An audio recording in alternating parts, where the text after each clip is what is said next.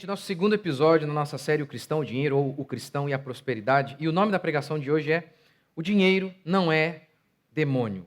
Provérbios 24, versículo 3. Com sabedoria se edifica a casa, e com entendimento ela permanece firme. Pelo conhecimento suas salas se encherão de todas as riquezas preciosas e agradáveis. Este texto que eu acabei de ler para vocês, ele muitas e muitas vezes, essa ideia, ela é repetida aqui no livro de Provérbios. A ideia de que a busca na vida deve ser pela sabedoria, por uma vida justa. A busca deve ser por uma vida piedosa. E aí ele diz que, a reboque, como acidente, a prosperidade acaba vindo muitas e muitas vezes na vida do homem sábio. E foi isso basicamente que eu disse para vocês semana passada. Eu disse o seguinte, olha, em nenhum lugar da Escritura, de Gênesis a Apocalipse, se coloca o dinheiro como alvo de vida. Minha vida, eu serei um vencedor quando eu tiver dinheiro. E é basicamente essa a perspectiva que nós vemos hoje. E é inclusive este o remédio que muitos dão para que você possa prosperar. Sonhar com o dinheiro, aspirar o dinheiro, colocar o dinheiro ali como seu grande objetivo. E você não vai ver isso de modo algum em toda a Escritura, em nenhum lugar da Escritura.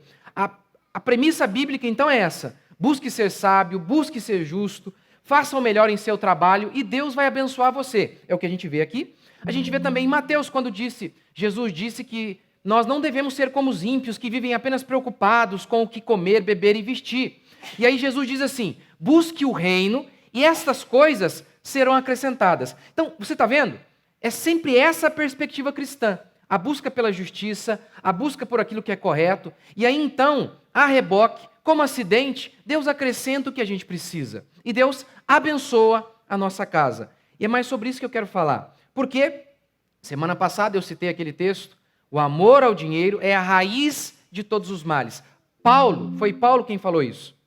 Mas, por conta de passagens como esta, o amor ao dinheiro é a raiz de todos os males, muitas e muitas vezes nós podemos incorretamente ter uma perspectiva negativa do dinheiro. Se é errado que vejamos o dinheiro como Deus, como a razão da nossa vida, como Ele que mede se a gente é um vencedor ou não. Se a gente tem dinheiro, a gente é vencedor. Se não tem, a gente é um fracassado. O que será esse barulho? É do celular? É do computador? Então, essa perspectiva de que o dinheiro é um Deus é completamente errada, completamente errada. Por outro lado, a perspectiva de que o dinheiro é uma coisa má também não é bíblica. A perspectiva de que o dinheiro é um demônio é errada. Nem Deus, nem demônio. Apenas algo que pode ser uma grande bênção se administrado de maneira correta. Então, vamos lá. Primeiro, dinheiro não é demônio. Não sei se você lembra, já falei aqui algumas vezes sobre isso, Francisco de Assis disse assim: eu me casei com a pobreza. A perspectiva era justamente essa, ele tinha que se desvencilhar do dinheiro, porque ele era uma coisa ruim. Quando a Bíblia fala que nós devemos contribuir com o próximo, quando a Bíblia fala que nós devemos ajudar o próximo e o necessitado, não é porque o dinheiro é ruim.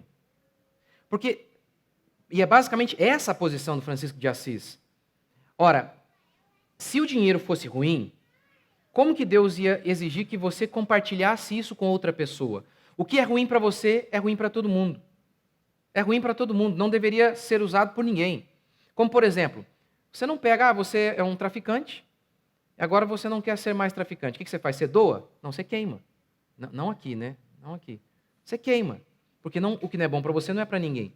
Quando Deus exige que compartilhemos nossa vida financeira, é justamente porque o dinheiro pode ser uma bênção tão grande que Deus não quer que apenas você usufrua. Ou seja, a ideia bíblica de compartilhar, para muita gente, é porque o dinheiro é ruim. É o contrário. Deus exige que você compartilhe porque o dinheiro é bom. Deus é o dono de todo ouro e toda prata. A riqueza não é aquela cédula, aquela moedinha que você tem no seu bolso. A riqueza é tudo aquilo que a gente produz. Tudo aquilo que a gente produz. Então, o minério, tudo aquilo que a gente faz com o minério, o gado, a lavoura, tudo isso é a riqueza. E tudo isso vem das mãos de Deus. Meu é o ouro, minha prata, o gado, tudo é de Deus. Deus é o dono de todas as coisas. Desse modo, se isso fosse ruim em si mesmo, como que Deus poderia ser possuidor de algo que é maligno, que é ruim? De forma alguma. Então, essa não é a perspectiva bíblica. O historiador, o autor de A História da Reforma, vai dizer que uma boa parcela da população medieval estava sempre à beira da mendicância. Não é de se espantar que, diante de uma atitude tão negativa em relação ao dinheiro, de ver o dinheiro de uma maneira tão negativa, que a população fosse completamente miserável. Então, é impressionante como que isso ainda se perpetua. Quando alguém, por exemplo, prospera, a pessoa já logo pensa, olha, não é correto que eu ganhe enquanto tem gente passando fome. Não é correto que eu tenha comida enquanto tem outros passando fome. Mas você não vai ajudar ninguém quando você também passa fome. Você não vai ajudar ninguém. Ah, não, eu não ligo para dinheiro, eu me importo apenas com a minha família.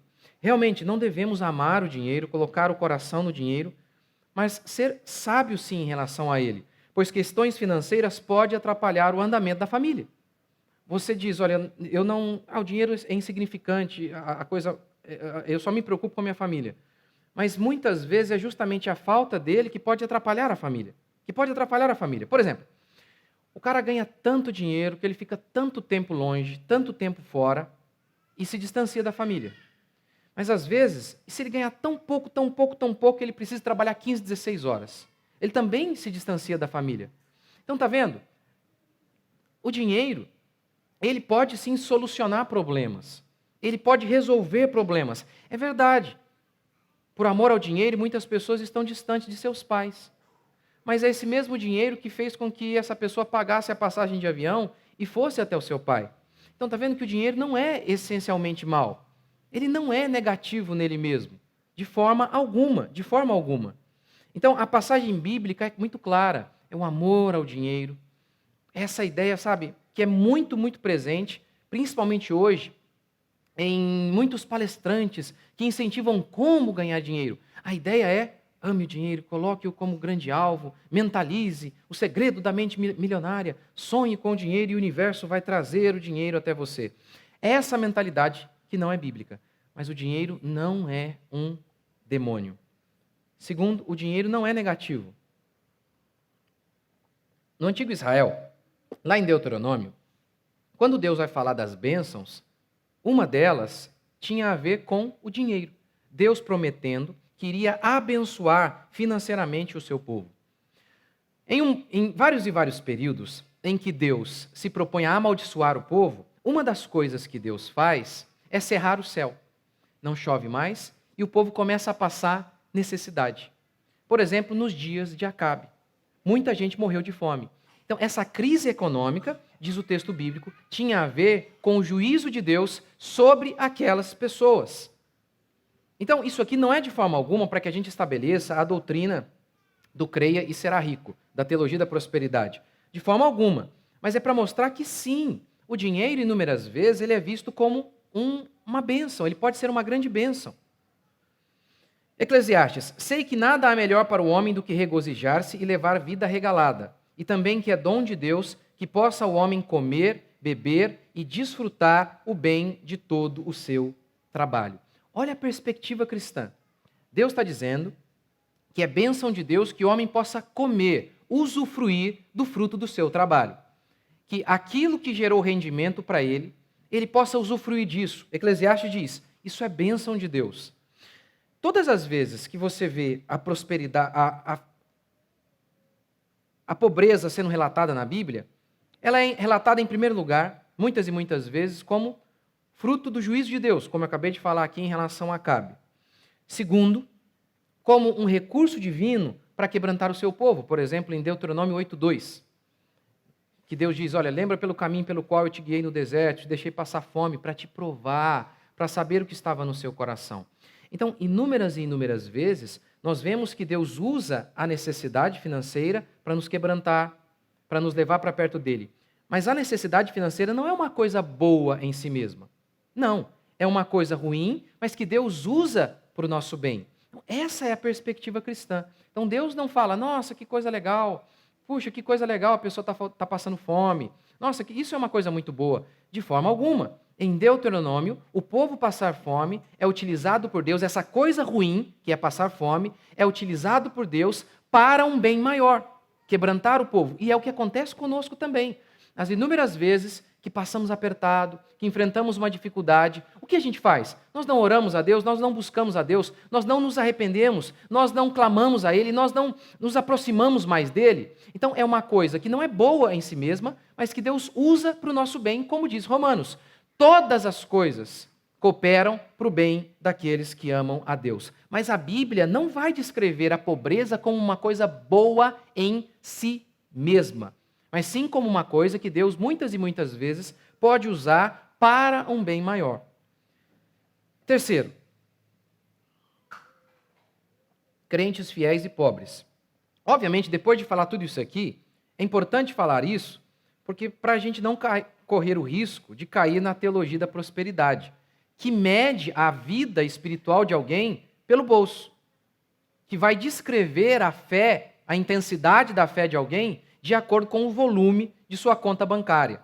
Então, por exemplo, uma das grandes parábolas de Jesus foi a de Lázaro. Lázaro, crente, fiel, tem os seus dias, até o fim de seus dias, na sarjeta. Ele sai da sarjeta para a glória. Hebreus, o livro de Hebreus, descreve homens crentes e ricos, homens crentes e pobres, mostrando assim que muitas e muitas vezes, mesmo aqueles que possuem fé e são fiéis, podem enfrentar, assim, momentos de dificuldade. Veja, por exemplo, Hebreus 11. Falando sobre os heróis da fé. Foram apedrejados, provados, cerrados pelo meio, mortos a fio de espada, andaram peregrinos, vestidos de peles de ovelha e de cabras, necessitados, afligidos, maltratados. E eles eram homens que tinham fé. Eram homens que tinham tanta fé que o livro de Hebreus os descreve assim: homens dos quais este mundo não eram dignos. Este mundo não era digno. Então, essa é a perspectiva cristã. Paulo chega a descrever a si mesmo da seguinte maneira: em trabalhos e fadigas, muitas vezes, em vigílias, em fome e sede, em jejuns, muitas vezes, em frio e nudez. Paulo passou por tamanha dificuldade financeira a ponto de ele descrever a si mesmo assim, ó: jejum, fome e nudez, nem roupa para vestir. E aqui ele está descrevendo justamente a sua fidelidade. Em 2 Coríntios, ele está fazendo uma comparação entre os falsos e ele. E ele está dizendo, olha, sabe uma das evidências que eu sou de Deus? Olha tudo que eu passei. Eu não ganhei nada, não. Vocês não podem me acusar de alguma maneira que ganhei, que lucrei. Veja tudo que eu enfrentei para pregar o evangelho. Até nudez eu enfrentei. O que mostra, então, que de forma alguma, como disse Jesus, a vida financeira de um homem vai medi-lo. A vida de um homem não consiste na abundância dos bens que ele possui. Medir o caráter, medir a fidelidade de alguém por meio do bolso não é, de forma alguma, um conceito cristão. De forma alguma. Há pessoas que, justamente por serem crentes, estão ganhando menos. Justamente porque ele é fiel, ele disse: isso aqui eu não faço. Isso aqui eu não vou fazer. Então, não é para medir a vida de alguém, a fé de alguém, por meio do bolso. De forma alguma.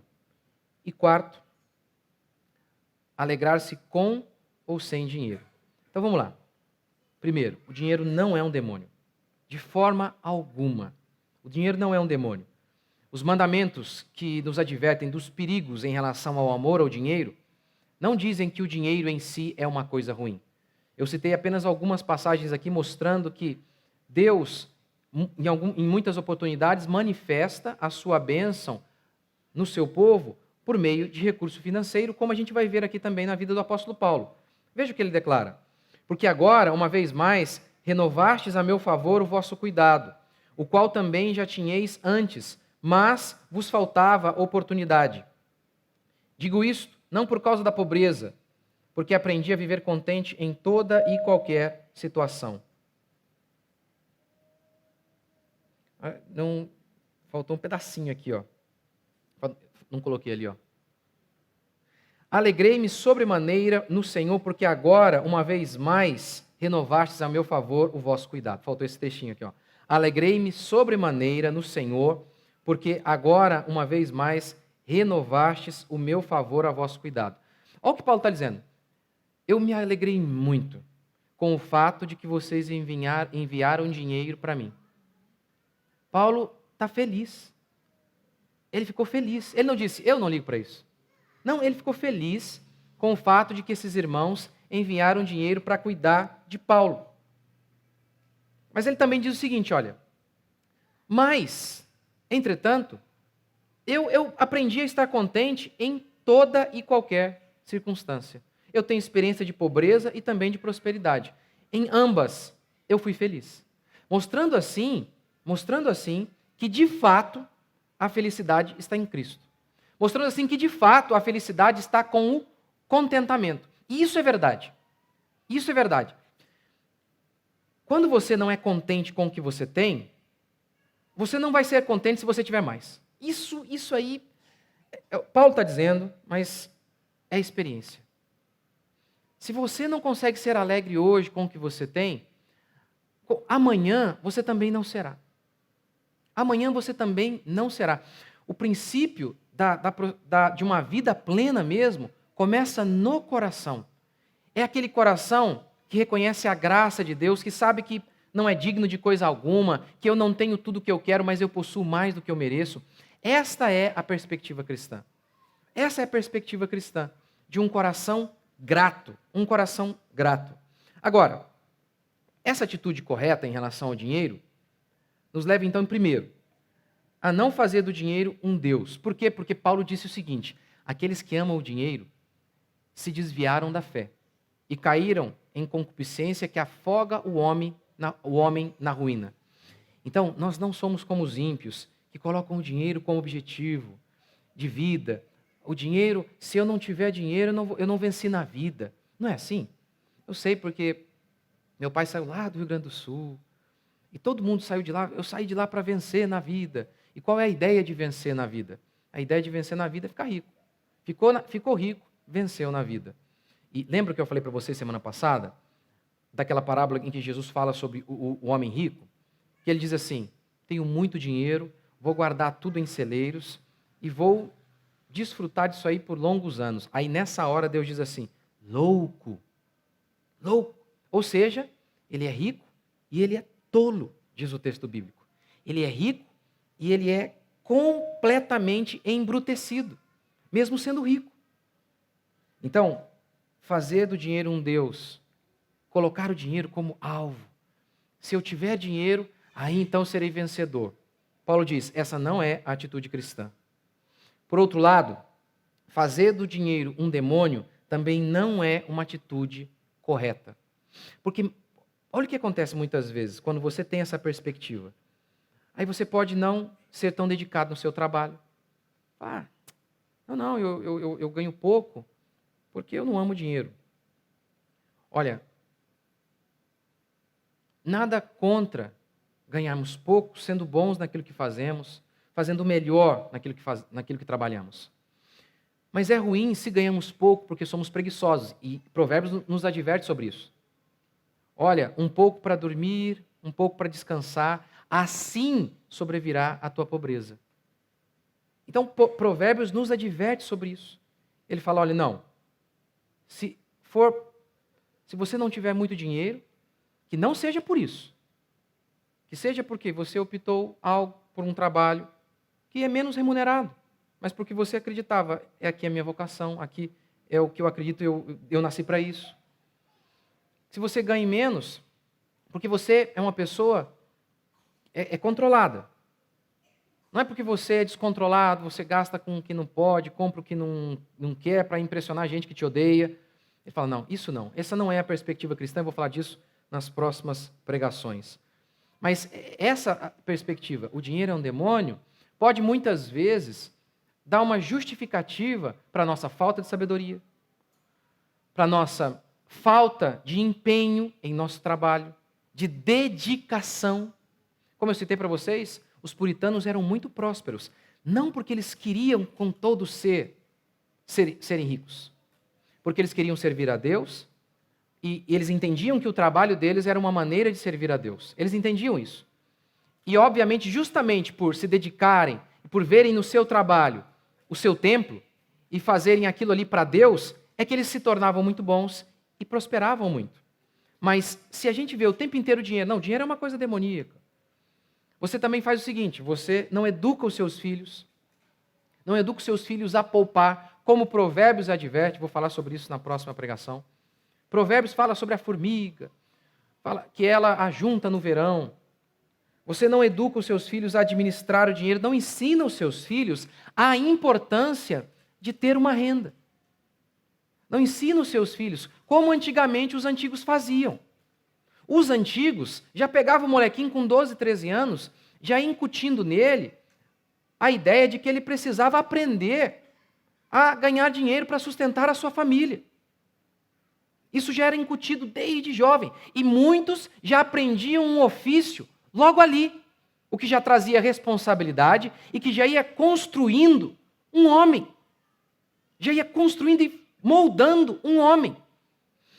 Portanto, é verdade, o amor ao dinheiro pode nos distanciar de nossa família, por exemplo? Pode. Mas se Deus te abençoa financeiramente, você pode até trabalhar um pouco menos e ter mais tempo com a sua família também. Então, a nossa perspectiva não é nem de que o dinheiro é um Deus, nem de que o dinheiro é um demônio. Devemos trabalhar, fazer o melhor que pudermos, levantar cedo, poupar, agir com sabedoria, não sermos gastões, fazermos o melhor com os recursos que Deus nos dá, sendo sábio quando sobra, como José foi. Lembra quando José teve sobra? Ele foi sábio para administrar aquela sobra, como a formiga de Provérbios nos anuncia, também de poupar, pensando no amanhã. Então, essa deve ser a nossa perspectiva. Essa deve ser a nossa perspectiva em relação à vida financeira.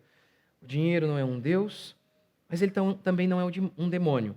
Vamos levantar cedo, vamos poupar, vamos trabalhar e vamos ficar felizes. Se Deus nos abençoar, vamos usufruir, como diz Eclesiastes. Outra coisa que eu vi, que é dom de Deus, o homem a quem Deus conferiu riquezas e que ele pode gozar dessas riquezas. Ficaremos felizes, iremos contribuir com as pessoas da maneira que pudermos, mas não ficaremos culpados, no sentido culpados pela bênção que Deus tem dado a nós. Essa é a perspectiva cristã. A perspectiva cristã é uma perspectiva de felicidade. Sabe, em muitas religiões, é muito comum você ver um rico no final da vida, aí ele doa tudo. Isso acontecia muito também na Idade Média. Mas não é que era por generosidade, era por culpa. Por culpa. E como se a generosidade é uma espécie de redenção. Ele comprava a salvação ao doar o dinheiro. Não é assim que nós fazemos. Nós doamos justamente por ver que o dinheiro é uma bênção e pode ajudar outras pessoas. Uma generosidade que é ajudar o outro visando a salvação da minha alma, não é generosidade, é egoísmo disfarçado. Não. Ajudamos justamente por vermos que o dinheiro pode ser uma grande bênção e por isso contribuímos. Então, não veja o dinheiro de maneira negativa e nem pense que ele é um demônio. Não meça a sua vida pelo seu bolso, mas levante cedo, trabalhe, poupe, seja sábio e se Deus abençoar o seu trabalho, coma feliz o prato que Deus lhe deu ao lado de sua esposa e de sua família. Vamos ficar de pé?